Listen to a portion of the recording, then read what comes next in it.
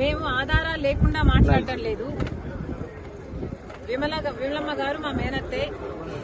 కానీ మేము చేస్తున్న ఏమైతే మాట్లాడుతున్నామో వివేకానంద రెడ్డి గారి హత్య విషయంలో మేము ఆధారాలు లేకుండా మాట్లాడటం లేదు.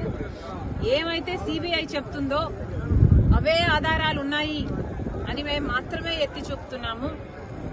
ఆధారాలు ఉన్నాయి కాబట్టే మాకు తెలిసింది ఫలాని వాళ్ళు హత్య చేపించారు అని మాకు తెలిసింది కాబట్టే మేము మాట్లాడుతున్నాము. మళ్లీ అన్యాయం జరగకూడదు, మళ్లీ హంతకులు చట్టసభలకు వెళ్లకూడదు, ఈ హత్య రాజకీయాలు ఆగాలి అని మేమిద్దరం అక్కా చెల్లెలం ఈరోజు కొట్లాడటం జరుగుతుంది. విమలమ్మ గారి కొడుకుకి జగన్మోహన్ రెడ్డి గారు వర్క్స్ ఇవ్వడం జరిగింది.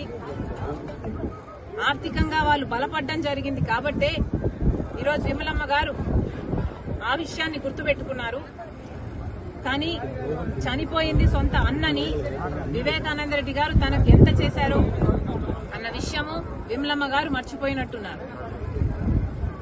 వయసులో పెద్దపడ్డారు, వయసు వచ్చింది, మర్చిపోవడం సహజమే, మర్చిపోయినట్టున్నారు. అందులో ఎండాకాలం కాబట్టి ఇలాంటి మాటలు మాట్లాడుతున్నారు. Please ignore it. Thank you.